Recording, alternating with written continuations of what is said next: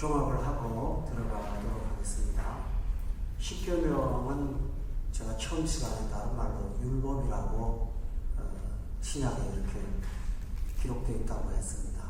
십계명은 행위의 법입니다. 그래서 십계명을 크게 두 개로 나누면 하지 말라라는 그 법과 하라는 법, 이렇게 두 가지가 교대로 나오고 있습니다. 그래서 안 하는 것도 있지만 또 하는 것도 있는 그런 법입니다. 십계명은 모든 사람에게 주어진 것이 아니고 예수를 믿는, 그러니까 구원받은 이스라엘 백성들에게 주어진 법입니다. 하나님께서 이스라엘 백성들을 출애굽시켜서 홍해를 건너서 구원을 위해서 어린 양의 피를 발라서 6월절을 지나고 그 다음에 시내산에 올라가서 십계명을 주셨습니다. 그러니까 순서를 보면 율법은 구원, 그 다음에 율법, 이렇게 순서가 정해지는 것입니다. 그러니까 신약시대의 바리새인들이 생각했던 것처럼 율법이 지켜져야 구원이 다음에 오는 것, 그게 아니고 구원받은 자에게 하나님께서 율법의 삶을 살라고 주신 것입니다. 그런데 이것은 이렇게 살아라 하는 명령도 되지만 하나님의 백성이라는 정체성과 관련이 있습니다. 이스라엘 백성들은 그 당시 출애굽하고 난 다음에 이 말씀을 받을 때 좀 독특한 입장이 있었습니다. 이스라엘 백성들은 분명히 국가이긴 하지만 땅이 한 평도 없었던 나라입니다. 광야를 지나가는 중이잖아요. 그걸 우리가 영적으로 해석한다면 우리 예수 믿는 사람은 이 땅에 우리의 거주지가 없습니다. 우리 지나가는 겁니다. 그래서 영원한 본향을 가는 나그네들이라고 성경이 말하고 있습니다. 또 하나 이스라엘 백성들은 블레셋이나 이런 여리고처럼 왕이나 지도자가 없었습니다. 모세는 엄격히 말하면 지도자가 아니고 성직자죠. 목회자입니다. 그러니까 목회자 한 사람을 필두로 해서 가는 것입니다. 그런데 이 모세도 목회자지만은 자기 의사를 말하지 않고 하나님 앞에 받아서 말을 했다고 성경이 기록되어 있거든요. 그러니까 엄격히 말하면 눈에 보이는 지도자가 존재하지 않는 것입니다. 그러니까 땅도 없는 나라, 지도자도 없는 나라, 군대도 없는 나라, 조직도 없는 나라. 그런데 하나님께서 이스라엘을 나라라고 했거든요. 우리 예수 믿는 사람들의 모습은 그겁니다. 그런데 그러면 이스라엘 백성이라는 어떤 특별한 구별된 점이 뭐냐, 이 정체성이 뭐냐 하는 것을 하나님께서 말씀할 때 그것을 십계명의 삶을 사는 자, 이렇게 규정을 한 것입니다. 그래서 오늘날도 우리가 적용을 한다면 예수 믿는 사람은 어떤 특정한 교회를 다닌다, 아니면 어떤 신앙의 고백을 한다, 그것은 우리가 믿는 사람끼리는 통용이 되는 것이지만은 세상 사람들이 우리를 볼 때는 어느 교회를 다닌다, 어느 교회 집사다, 직분을 갖고 있다, 그것은 그들한테는 그리스도인이라는 정체성은 별로 의미가 없어요. 세상 사람들은 우리가 세상에서 빛이 되고 소금이 되는 역할을 통해서 저 사람들이 예수 믿는 사람이구나, 이렇게 보도록 하나님께서 만들어 놓았다라는 것입니다. 그런 의미에서 십계명은 하나님 백성이 무엇이냐 하는 것을 보여주는 아주 중요한 그 정체성과 관련되는 내용이라는 것입니다. 중요한 사실은 이겁니다. 십계명을 다 실천하고 살아야 되잖아요. 그런데 성경은 단언적으로 말합니다. 율법의 행위로는 의롭다 할 사람이 아무도 없다고 분명히 선언하고 있죠. 그럼 십계명 아무도 못 지킨다 그런 얘기입니다. 못 지켰다, 못 지킨다, 못 지킬 거다 그런 얘기죠. 앞으로 오는 사람도 못 지키고 과거의 사람도 못 지키고 지금도 못 지킵니다. 그게 왜 못 지키느냐 하면 우리가 살아보면서 경험하는 게 뭐냐면 우리가 본성적으로 죄인이라는 사실입니다. 죄성을 갖고 있기 때문에 마음은 원이지만 그게 이루어지지를 않는 거예요. 그래서 우리가 예수를 믿기 전에는 우리가 할 수가 있는데 못한다 이렇게 생각을 하지만 예수 믿고 성경을 눈을 뜨고 나면 우리가 본성상 죄인이라서 이거를 할 수가 없구나 하는 것을 깨닫게 되는 것입니다. 또 하나 오늘날의 문제를 본다면 십계명을 실천하기가 상당히 어려운 부분이 또 하나 있습니다. 그 사회가 구조가 복잡해지고 다원화되다 보니까 무엇이 선이고 무엇이 악인지가 애매모호하게 됐어요, 지금요.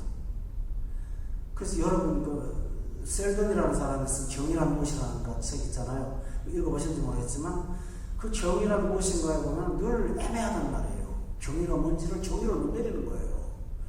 예를 들어 군대를 파병을 한다고 그분이 예를 들었더라고요. 군대를 파병을 하는데 국익을 위해서는 정의예요. 그러나 인류 평화를 위해서는 분명히 이거는 살해 동기잖아요. 그러니까 살해라고 생각하는 사람은 불이라고 생각하고 국가의 국익이 옳다고 생각하는 사람은 정의라고 생각하니까 우리 그리스도인도 그 중간에서 어떻게 사는 것이 바르게 사는 것인지 잘 뜻을 분간을 못해요. 이런 부분이 있어요. 그래서 십계명의 정신을 지키는 것도 어렵거니와 그거를 삶에서 구체적으로 적용한다고 하는 것은 마땅히 쉽지 않다는 것을 우리가 금방 알 수가 있죠. 아마 여러분들도 그거 많이 경험하실 거예요. 그리고 그러다 보니까 율법을 못 지키잖아요. 지켜서 예수 믿는 사람의 정체성을 갖고 살고 그래야 되고, 또 하나 중요한 것은 정체성만 중요한 게 아니고 율법을 지킴으로 인해서 우리가 행복할 수 있는 것이 하나님의 법칙이에요. 그래서 하나님의 말씀을 주야로 묵상하고 지키는 자는 복이 있다고 했잖아요. 그러니까 율법은 우리를 행복하게 하는 하나님의 수단이거든요. 그런데 문제는 뭐냐 하면 그걸 못 지키니까 세상을 살면서 우리 늘 불행한 거예요. 불행이 마음속에 따라오고 또 생활에 따라오고 자꾸 그러지 않습니까? 그러다 보니까 율법의 기능이 다 온전해지지 않고 딱 하나만 남은 거예요. 그게 뭐냐면 로마서에서 말하죠. 율법은 죄를 깨닫게 하고 죄를 알게 하는 그 기능만 남는 거예요. 그러니까 율법이 우리에게 평화를 주는 것이 아니라 율법이 우리에게 가책을 자꾸 주는 기능으로 전하겠다는 얘기죠. 그래서 로마서에 보면은 율법은 선한 것인데 우리 본성이 약해서 그걸 지키지 못함으로 오히려 율법이 우리를 하여금 죄를 살려주는, 죄가 살아나게 하는 그런 역기능만 갖게 됐다라고 성경을 말하고 있습니다. 여러분 지금까지 이해가 되시죠? 네. 그러니까 우리 모두가 다 이 부분에 관해서 공평하다는 사실이 어떤 면에서는 죄책감도 있지만 어떤 면에서는 참 또 다른 의미가 있습니다. 근데 죄를 깨닫게 되고 나서 죄에 대한 가책을 느끼니까 이 양심의 가책도 있고 마음도 아프고 이제 그러죠. 율법의 기능이 이걸로 끝나지 않는단 말이에요. 율법의 기능에 부담이 있어요. 율법은 우리를 죄를 깨닫게 하는 것으로 끝나서 절망하게 만들어요. 정말 율법을 알고 나 자신을 알게 되면 나 자신에 대해서 사람이 절망을 해요. 근데 그 절망에서 엄청난 게 일어나요. 율법의 극한까지를 아는 사람은 난 도대체 어떻게 해야 되는가? 거기서 사람은 그러면 구원이 무엇인가 하는 궁극적인 문제에 도달하게 돼요. 이거 되시죠?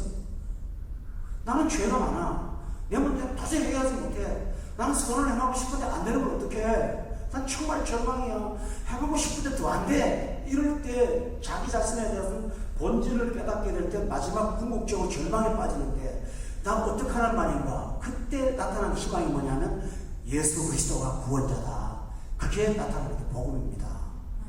그래서 율법은 항상 율법의 결론은 사망이 아니고요. 율법의 결론은 복음으로 가는 겁니다. 그래서 갈라디아서에 보면 율법은 우리를 그리스도께로 인도하는 가정교사, 몽학선생이라고 그렇게 말한 것이죠. 이해가 됐습니까? 그래서 율법의 말씀을 십계명을 지금까지 들었던 것은 못 지켰으니까 이렇게 살아라고 하는 강권적인 명령도 있겠지만 오늘날 우리에게 주어지는 가장 강력한 기능은 예수님이 필요하다. 성령 충만해야 된다. 이거밖에 방법이 없다 하는 것을 여러분을 가르쳐주는 아주 강력한 하나님의 신호입니다. 그럼 우리가 십계명을 공부한 다음에 결론이 뭘까요? 딱 하나밖에 없습니다. 우리 이미 예수 믿었잖아요. 그러니까 방법은 하나밖에 없죠. 성령 충만하자. 그거 외에는 무슨 힘이 없거든. 그러나 그 절망감 때문에 여러분이 예수님을 너무 사랑하고 예수님을 정말 뜨겁게 사모한다면 그 악한 배경이 우리를 구원에 이르게 했으니 얼마나 감사하고 귀한 일인지 모릅니다. 그런 의미에서 예수 믿는 사람은 죄책감이 부정적이지 않아요. 죄책감이 갈 때까지 가다 보면 거기서 하나님의 은총을 사모하는 변화가 일어나게 될 줄로 믿습니다. 이 구원입니다. 대표적인 예를 하나 들까요? 예수님의 12제자 중에서 예수님을 부인했던 사람이 둘 있습니다. 하나가 누구죠? 베드로잖아요. 또 하나가 누구죠? 가룟 유다잖아요. 근데 베드로는요, 회개를 하는데 말씀이 생각났어요. 말씀으로 비추어 보니까 자기가 절망적인 주인이에요. 그런데 말씀을 깨닫고 나니까 눈물이 있고 회개가 났어요. 근데 가룟 유다는 그것이 아니라 스스로 반성을 했어요. 그 결과가 뭐냐면 자기의 죄책감의 무거움을 스스로 견디지를 못해갖고 목매달아서 자살을 벌였어요. 이거 기억하죠? 바로 양극단이에요. 사람은 가룟 유다나 베드로나 하나님 앞에서 똑같아요. 어떤 면에서는 가룟 유다는 돈을 받았지만 베드로는 예수님의 심장에 못을 박은 사람 아닙니까? 저주하고 명색했으니까. 그죠? 어떤 면에서 더 상처를 입은 사람인데 그런 구원에 이르렀고 가룟 유다는 이루지 못했던 것은 바로 율법까지의 기능을 가룟 유다가 이해하지 못했던 것입니다. 여러분 여기서 소망을 갖기를 바랍니다. 우리가 십계명 1계명부터 쭉 내려가다 보면 정말 나한테 걸리는 계명이 있을걸요. 이미 범한 것도 있고요. 그렇죠? 지금 진행 중인 것도 있고요. 특별히 참 마음 아픈 얘기입니다만 요즘 현대사회에서 부모 공경에 관한 문제 안 걸리는 사람이 있을까요? 참 평생 이게 뭔가 마음 무거운 짐이거든요. 근데 그 부분에 관해서 우리가 낙담을 할 때 하나님께서 궁극적으로 십자가가 우리에게 해결책이라는 사실을 가르쳐준다 그런 말이죠. 이 그만큼 귀하다 이렇게 말씀드렸습니다. 그런데 문제는 뭐냐면 십계명을 가지고 절망에 빠지지 않고 금지에 사로잡혔던 종교인들이 있었습니다.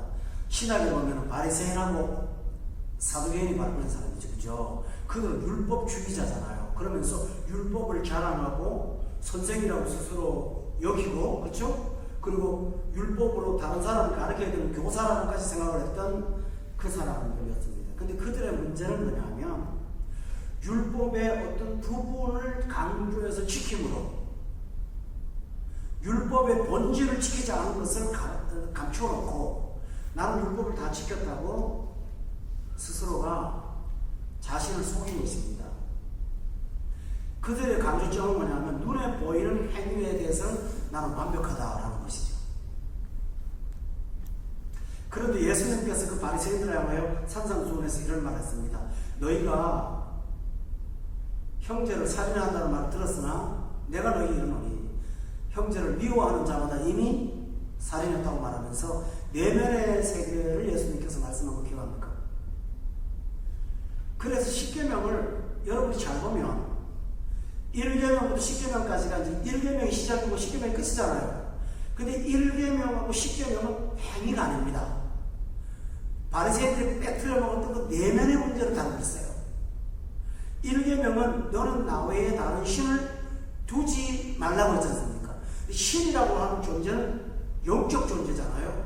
그러니까 이것은 외형적으로 드러나는 것이 아니라 내면의 가치관, 지향성이잖아요.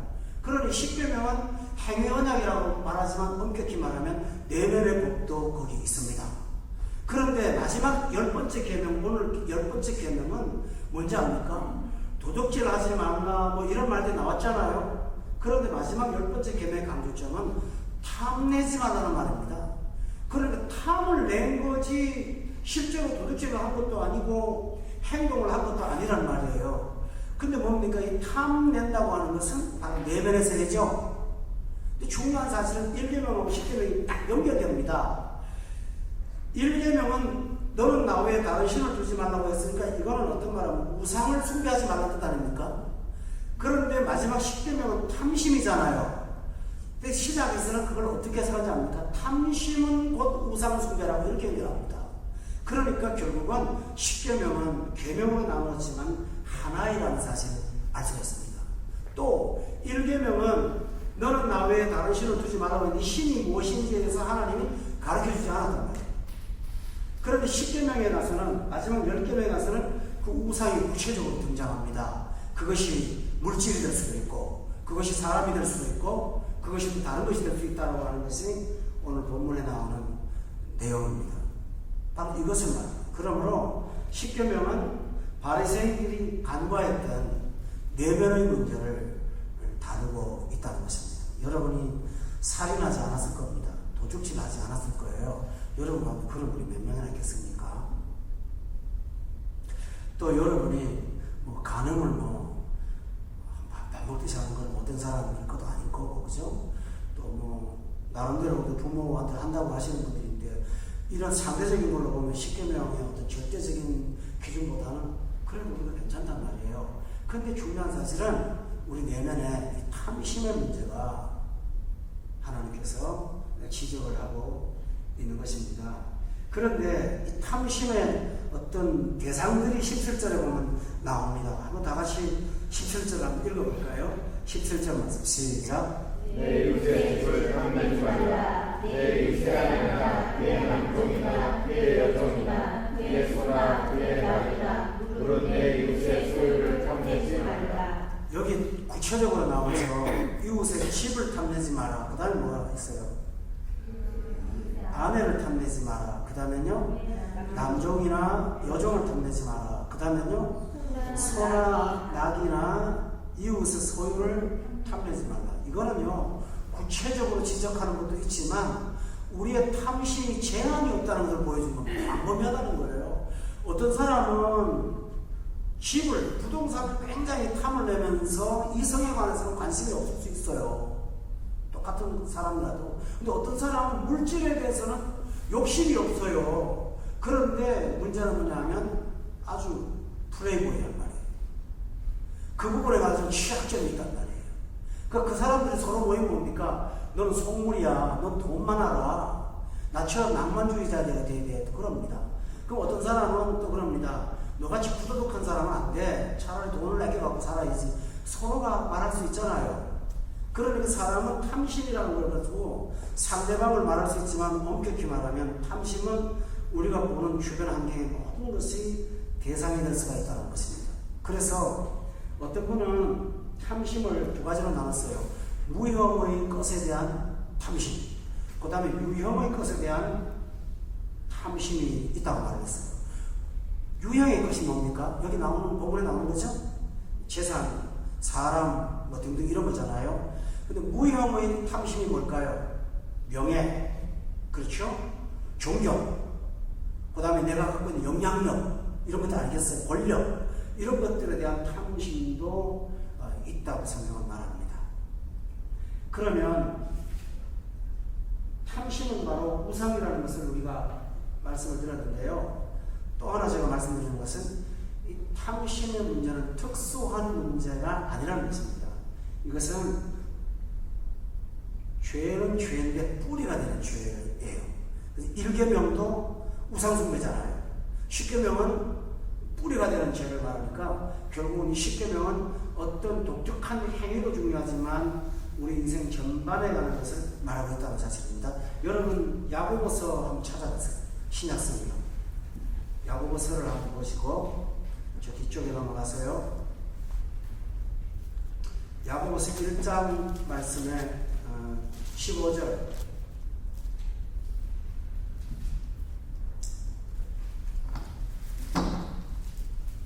야고보서 1장 15절인데요. 다 같이 한번 읽어봅시다. 시작. 육신이 인자한즉 죄를 낳고 죄가 장성한즉 사망을 낳느니라. 여기서 욕심이 바로 탐내는 거 아닙니까? 그죠? 욕심이 그 다음에 뭘로 나아가요? 죄가 되죠. 죄도 성장 과정이 있어요. 어떻게 돼요? 낳고요. 그 다음에 장성해서 그 결과로 뭘 낳게 돼요? 사망을 낳게 되죠. 그 성경은 죄의 삭시 사망이라고 말하니까 이 탐심이 바로 죄의 근본이 되는 죄라고 성경이 말하고 있는 것입니다. 여러분 저기 구약 성경에 보면은 그 엘리야라는 선지자 아세요? 엘리야 시대에 왕이 하나 있었죠. 그 아합이라는 왕 기억나세요? 부인은 이세벨이라고 해요. 이 아합 시대에 살았는데 아합이 어느 날 왕궁에서 이렇게 창밖을 쳐다봤는데 포도원이 너무 예쁜 게 있는 거예요. 한번 읽어보셨을 거예요. 그래서 그게 하도 이뻐갖고 감상을 하면 되는데 신하를 시켜가지고 그 포도원이 누구 거냐고 물었어요. 그랬더니 신하가 와서 보고를 하기를 나봇이라는 사람의 소유라고 가르쳐줍니다. 그러니까 이 말을 듣고 아합왕이 일말의 양심이 있어갖고 밤에 끙끙 앓고 잠을 안 자는 거예요. 그걸 갖고 싶어갖고. 그러니까 부인이 여보 그거 왜 밤에 잠을 못 자고 고민하는 이유가 뭐야? 물었더니 나 저 포도원이 갖고 싶은데 그게서 다른 사람 소유라서 성경에 보면 주객터로 옮기지 말라고 했는데 거기에 대한 양심이 아합은 좀 갈등이 있었거든요. 좀 양심이 있으니까 이세벨은 아주 못된 여자고요. 그랬더니 하는 말에 나봇한테 가서 이세벨이 거짓말을 하는 거예요. 해갖고 나봇을 죽여버려요. 그리고 그걸 빼놔요. 그래서 아합 거가 됐어요.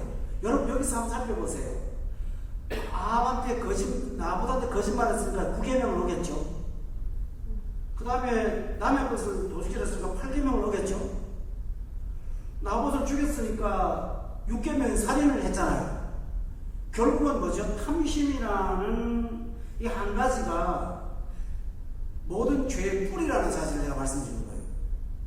그거 하나 때문에 6, 7, 8 다 지금 9, 몽땅 다. 그러니까 부모 공경을 빼놓고는 몽땅 다 지금 범죄하고 있잖아요. 그죠? 그러니까 탐심이 뭐라고 했냐면 디모데전서 6장 10절에 보면 그 뿌리라는 말을 이런 식으로 표현을 했어요. 디모데전서 6장 찾아보세요. 10절 말씀.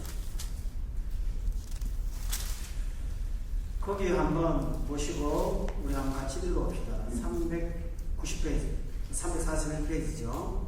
한번 읽어볼까요? 시작. 모든 사람이 일만하게 끌려가니 이것을 탐내는 자들은 미혹을 받아 믿음에서 떠나 많은 지식으로서 자기를 즐겁도다. 여러분 다 아는 내용이에요. 돈 사랑하는 거 안 좋은 거죠. 그런데 여기 강조점은 뭐예요? 일만 악에 그다음에 뭐가 들어갔어요? 그래요. 그것 때문에 모든 문제가 발생하는 거예요. 우리는 거꾸로 생각하는 경향이 많죠. 돈이 없어서 모든 게 안 되는 거예요. 그런데 실제로 성경은 돈 때문에 모든 게 망가진다고 성경을 말하고 있어요. 돈 때문이 아니라 돈을 사랑하는 것이 우리를 망가뜨린다.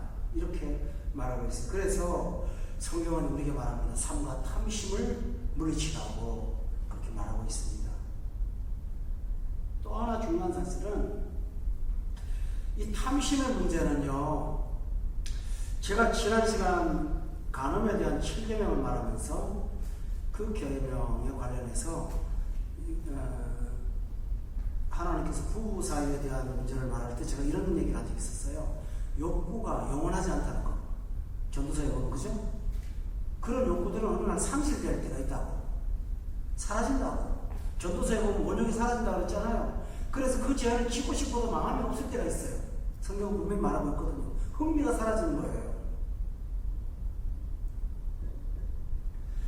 그런데 도둑질도 마찬가지거든요. 여러 가지인데요. 탐심의 문제는 끝이 없어요. 이제 전도서 5장 10절을 한번 보시면 거기 그 탐심에 관해서 이렇게 기록을 하고 있어요. 구약을 한번 찾아서 전도서 5장 말씀 10절입니다. 거기 보면 다 같이 한번 읽어보겠습니다. 952페이지 10절입니다. 한번 읽어볼까요? 시작. 은혜를 사랑하는 자는 눈으로 만족하지 못하고 풍요를 사랑하는 자는 소유로 만족하지 아니하니 이것도 헛되도다. 여기에 강조점이 있죠. 뭡니까? 만족을 못한다는 거예요. 바로 이거예요. 이 탐심의 문제는요, 죽는 순간까지도 끝나지 않는 거예요. 제가 한 예를 하나, 실례를 한번 들어볼게요. 여러분은 그런 경험이 없었을 겁니다. 저는 그런 경험을 목회자니까 좀 하게 됐는데요. 그 서울대병원에 입원하신 우리 이제 중환자실에 입원했는데 임종을 바로 앞에 직전이에요. 근데 이제 신방을 갔어요. 신방을 갔는데 이분이 저 부동산을 사고 파는 좀 그런 일을 많이 하셨어요.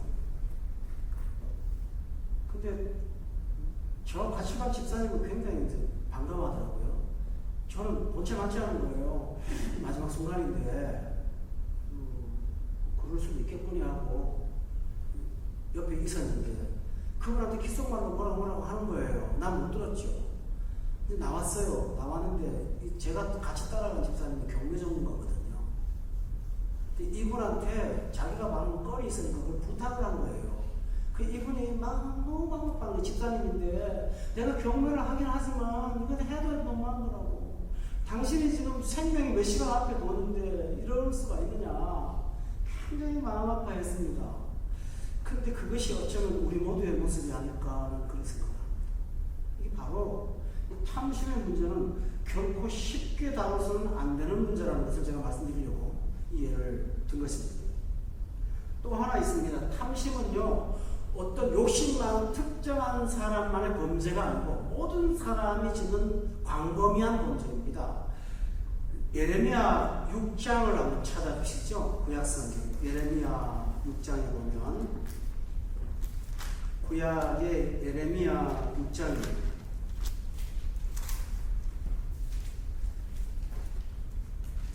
예레미야 6장 13절 말씀인데요. 여기 한번 보겠습니다. 13절 말씀, 페이지는 1059페이지입니다. 다 같이 한번 읽어볼까요? 시작. 그들이 가장 작은 자부터 작은 자까지 다 하늘을 누리며 선지자부터 제사장까지 다 거짓을 행하리라. 여기 보면 사람의 유형들이 나오죠. 큰 자가 나오고 그 다음에요 작은 자가 나오고 또 누가 나와요? 선지자가 나오고 또요 제사장도 나오고. 그래서는 안 될 사람도 이 탐욕에 시달리고 있다고 그렇게 말합니다. 그러니까 우리는 여기서 나는 이 부분은 좀 자유로운 사람이야 라고 말할 수가 없다는 것이죠. 그래서 뭔가에 우리 탐심의 대상을 가지고 있습니다. 그러니까 지금까지 우리가 본 바에 의하면 탐심이라는 죄 문제가 상당히 다루기가 어려운 죄라는 것을 깨닫게 됩니다. 우선 우상숭배죠. 이 신격화되어 있단 말이에요. 그 다음에 모든 사람이 다 범죄하죠. 그 다음에 이건 만족을 못 가지죠. 죄의 모든 뿌리가 되죠. 그러니까 이 부분을 우리가 성경을 자세히 통해서 알게 된다면 이 탐심 문제를 가벼이 다룰 수가 없다는 것을 우리가 알게 됩니다. 그렇다면 탐심의 결과는 무엇일까요? 탐심의 결과는 첫째로 디모데전서 6장 3절을 한번 찾아보겠습니다. 디모데전서 6장 3절에 보면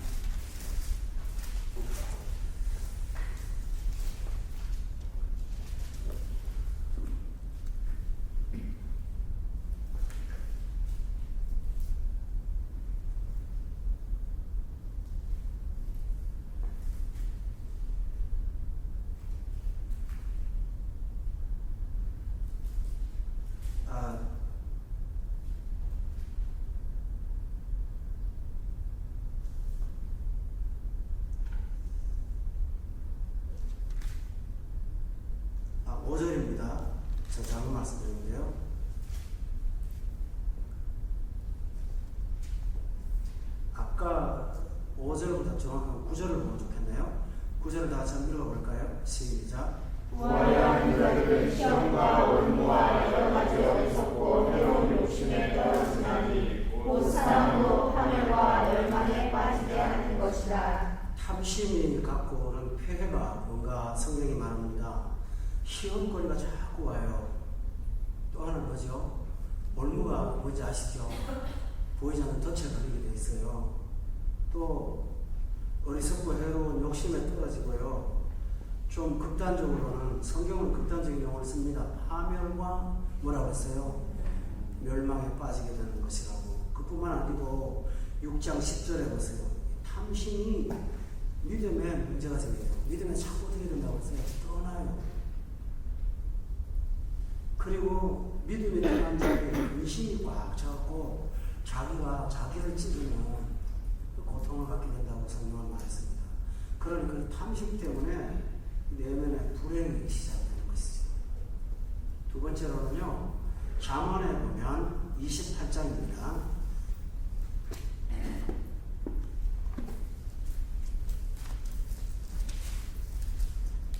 잠언의 28장 말씀 보십시다. 16절입니다. 28장 16절.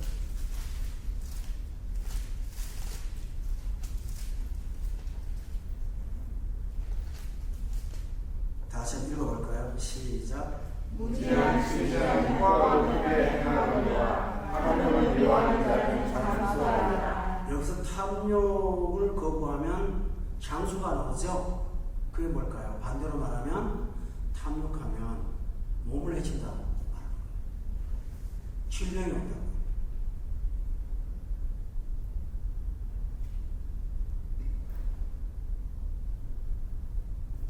그 다음에 세 번째로는 에베소서 한 번 더 쳐다보세요.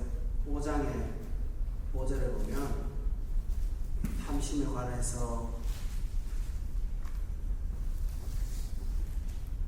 성경이 아주 중요한 얘기를 하고 있습니다.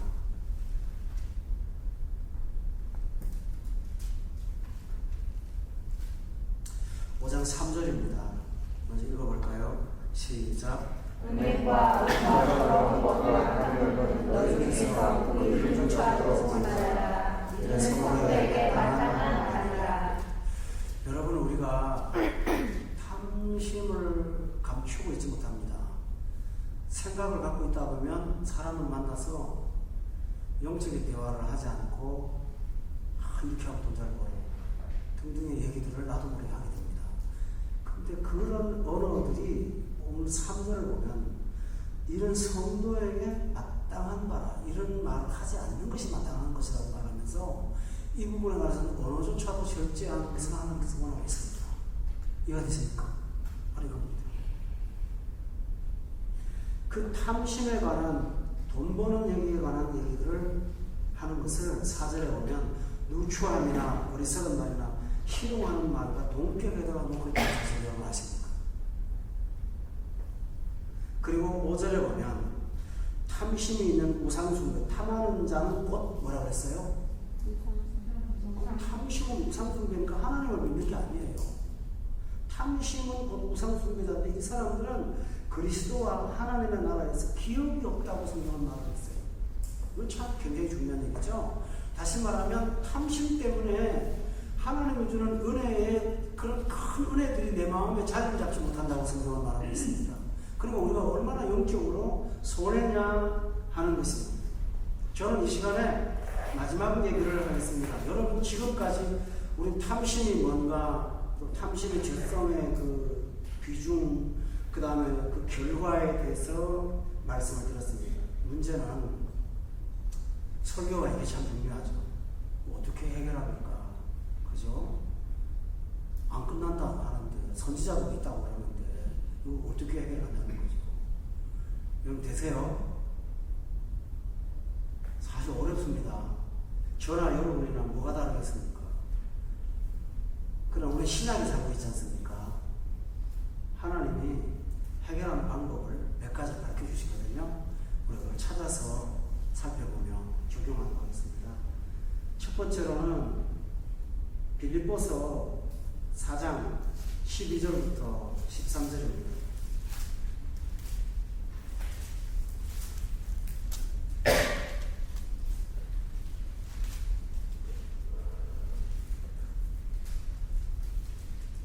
이 구절을 아마 외우시는 분들이 있을 거예요. 11절 보세요. 거기 다 같이 한번 읽겠습니다. 시작. 내가 분명함으로 말하는 것이 아니라 어떠한 형편에서든 나는 자족하기를 원하노니 나는 여기서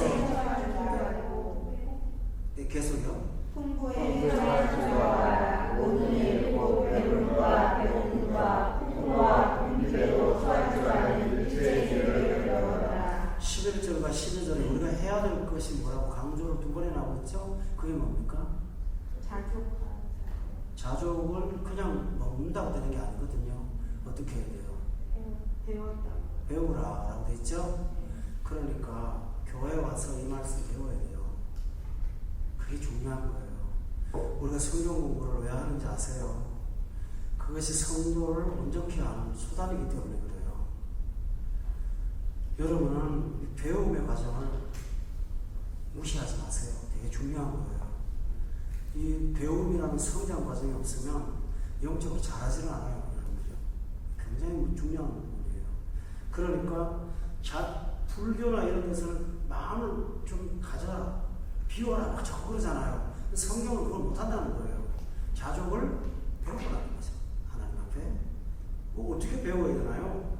딱 하나 있습니다. 배우는 거. 13절에 있어요. 13절에 배우는 거가 딱 하나 있어요. 배울 게. 그게 뭐죠? 내게 능력 주시는 자, 그러니까 내가 능력 주시는 자 안에 있으면 모든 걸 다 할 수 있다는 믿음을 가져라. 그걸 배우라는 거예요. 근데 그게 금방 안 배워져요. 어떻게 배워요? 12절에 보니까 비천도 가보고 풍부도 가보고 그때서야 깨달아지는 거예요. 이게 저 교회 와서 성경을 공부하라고 말씀드리지만 실제로 이 공부는 우리 삶에서 배우는 것들이죠. 그죠? 그때 바닥에 났을 때도 딱담을 하지 말고 가장 밑바닥에 있을 때 여러분이 뭘 생각해야 됩니까? 이 일을 아시는 하나님께서 내 필요를 채우시고 능력 주실 줄 믿습니다. 난 할 수 있습니다. 믿습니까? 그거를 배우는 거예요. 그 신앙을 고백하는 거예요. 그러면서 오늘의 이 어려움도 뜻이 있다는 것을 믿으면서 순종으로 받아들이는 것이 바로 자족입니다. 그럴 때 탐심으로부터 우리가 자유할 수가 있습니다. 또 하나 있습니다. 잠언의 21장을 찾아보세요. 어떻게 해야 탐심을 해결할 수가 있습니까? 그 이야기를 하고 있습니다. 잠언 21장 26절입니다.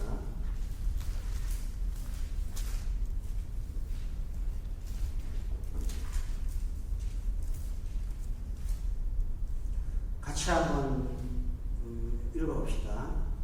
시작. 어떤 자는 주님으로 탐하기만 하나 의인은 아끼지 아니하고 베푸느니라. 여러분 여기서 아까 자족은 이 상태에서 자꾸 내 마음을 다스리는 거였잖아요. 근데 여기는 행위를 요구하고 있습니다. 탐심을 해결하는 방법은요, 내 소유를 나누어 줄 줄 아는 사람들한테 탐심이 들어갑니다. 실천을 안 해보셨다면 이게 실제로 그런가 잘 와닿지 않을 것 같아요. 그런데 이걸 실천을 해보면 그때서는 얼마나 감사한지 몰라요. 그래서 여러분이 베푸는 것을 실천하시면 이 탐심으로부터 우리가 자유할 수가 있습니다. 여러분에게 그 은혜가 있기를 저는 바랍니다. 또 하나, 여러분 사람은 욕구의 본능을 갖고 있잖아요. 탐심이 없으면 실제로는 뭐가 잘 안 되거든요. 그런데 예수를 믿고 나서 탐심이 거룩한 욕구로 바뀌는 것을 발견합니다. 시편 119편을 찾아보시면 바로 그런 영적인 변화가 우리 내면에서 일어납니다. 시편 119편 거기 보십시오. 36절에 보면 시인이 이렇게 말을 했어요. 891페이지. 다 읽겠습니다. 시작. 내가 주의 증거들에게 나타나고 탐욕으로 하게 하소서. 이 말은 의미가 있습니다. 탐욕을 이기려면 하나님의 은혜에 대한 욕구가 자꾸 일어나야 돼요. 주의 증거들을 향하여 내 마음이 자꾸 가게 하라 해주는 거죠. 그러니까 성경 말씀의 은혜라고 하면 풍성해져 사람이. 그러니까 뭐가 채워지거든요. 채워지니까 탐심이 물러가는 거예요. 그래서 뭐라고 그랬죠? 그 시편 전체 보면 하나님 말씀이 내게 양식이라고 말하는 이유가 바로 그겁니다. 채워지니까, 만족하니까. 그래서 여러분이 이 부분을 실천을 한번 하시면서 거룩한 욕심에 붙잡히면 그 탐심의 노래부터 해방을 받을 수가 분명히 있습니다. 마지막으로 한 예를 들고 마치겠습니다. 여러분, 누가복음에 보면 삭개오라는 사람을 압니까? 이 사람은 삭개오는 세리장이고 부자였습니다. 그런데 자기가 살고 있는 동네 여리고를 지나간다는 얘기를 들었죠. 그래서 뽕나무에 나무지 모르게 올라갔다가 예수님을 영접하게 돼서 집에 갑니다. 성경에 참 재미있는 구절이 있어요. 예수님은 앉으시는데 삭개오가 서서 말합니다. 집에 들어오자마자 다짜고짜 하는 말이 내가 누구의 것을 토색한 것이 있으면 4배로 갚겠고 그 다음에 내 재산의 절반을 가난한 자에게 주겠다고 그렇게 고백을 합니다. 여기서 여러분이 무슨 원리를 발견하십니까? 탐심으로부터 해방되는 방법이 여기 있습니다. 삭개오처럼 예수님을 영접하고 주님을 모시고 주 앞에 설 때 신기하게도 탐심이 희미해지는 것을 여러분이 경험하게 될 거예요. 그거예요. 그러니까 주를 가까이 대하는 거예요.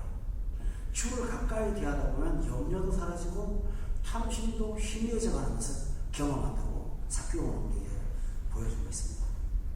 성도 여러분, 여러분이 이런 일들을 실천하고 이 10계명의 온전한 정신을 구현해서 하나님 앞에서 예수 믿는 사람의 정체성을 갖고 세상 사람들은 세상의 빛과 소금이 되시기를 예수 이름으로 축원합니다.